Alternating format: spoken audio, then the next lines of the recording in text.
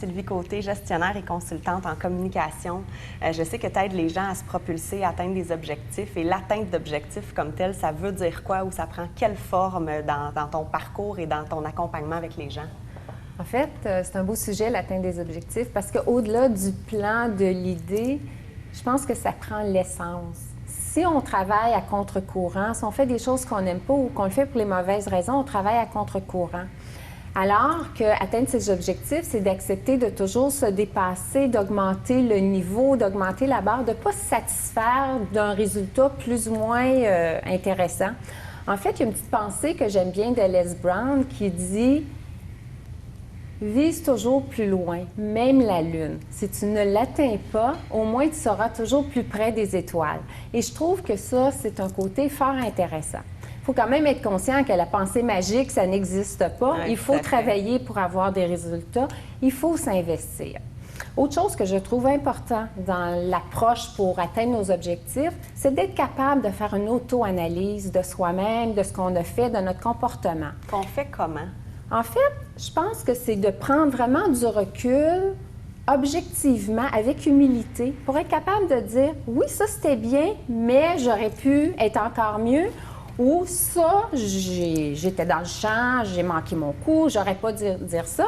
Mais au lieu de le prendre comme quelque chose de négatif pour se taper sur la tête, plus de le prendre pour dire « Et je vais corriger ». Donc, ça nous permet de renforcer nos atouts et en même temps de corriger nos lacunes et de devenir plus forts. Ça veut aussi dire d'arrêter de mettre le blâme sur la faute d'un, les circonstances, la température, de tous les facteurs et d'apprendre à voir notre part de responsabilité dans ce qu'on fait aussi, j'imagine, beaucoup. Absolument. Et lorsque les gens se responsabilisent, ils deviennent aussi, je vais reprendre le mot responsable, mais ils deviennent aussi responsables de leur succès, de leur bonheur. Parce qu'il faut garder en tête que le cerveau, c'est une belle petite bête. Il fait exactement ce qu'on lui demande, ce qu'on lui dit.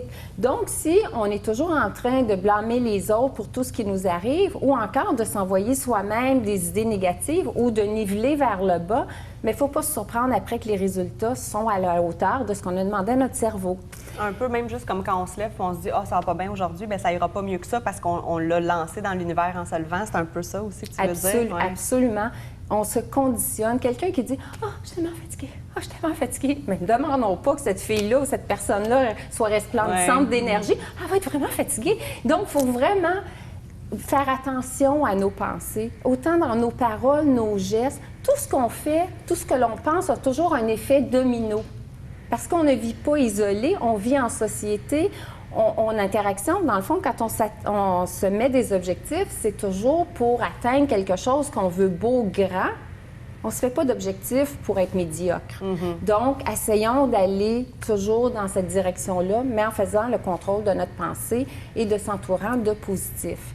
Deux choses aussi que je trouvais super importantes pour l'atteinte des objectifs, c'est l'humilité et la gratitude.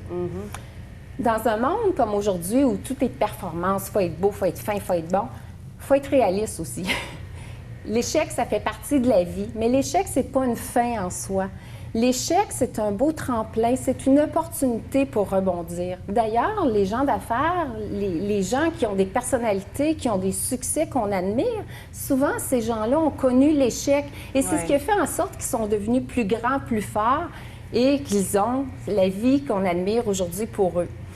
Et l'autre, la gratitude. Encore, je fais le rapport avec notre vie aujourd'hui où tout est un peu moi, moi, moi.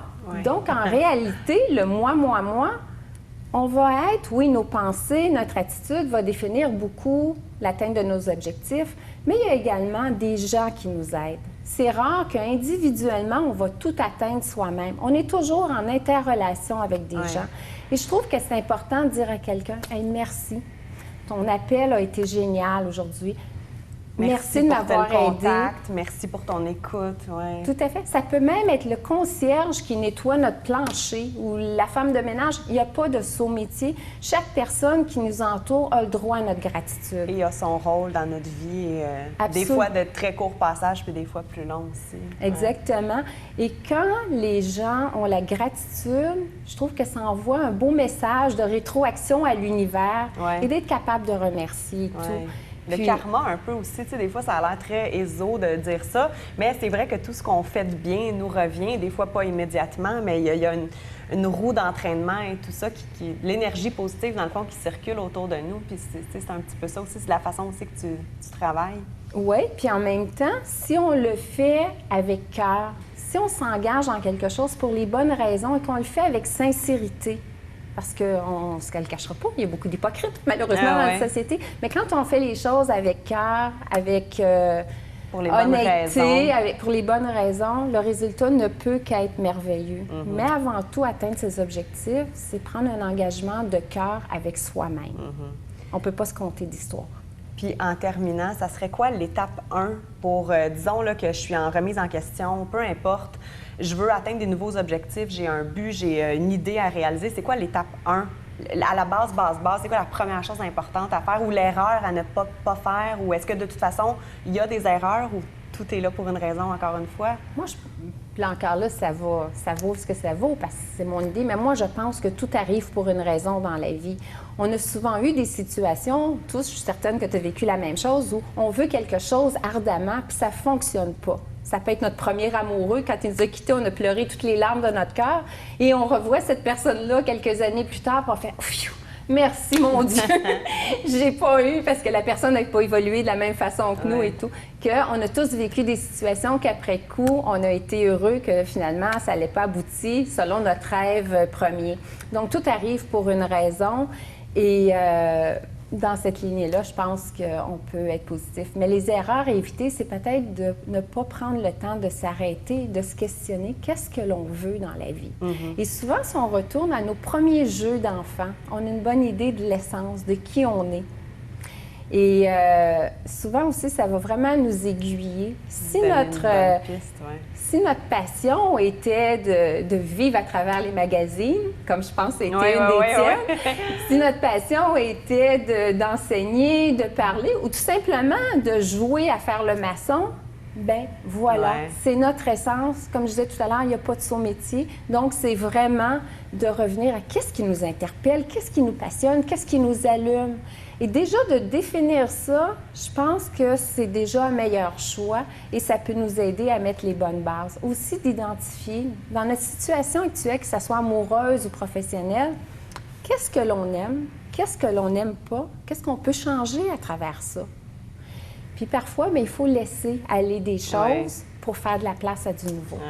Bien, merci beaucoup, Sylvie, d'avoir été avec nous aujourd'hui. Les coordonnées sont à l'écran pour les gens qui ont besoin d'accompagnement, de conseils, d'encadrement dans leur vie, je dirais autant professionnelle que personnelle. Absolument, oui. Donc, on invite les gens à te contacter pour aller encore plus loin dans leur vie. Merci beaucoup. Bien, merci, au plaisir.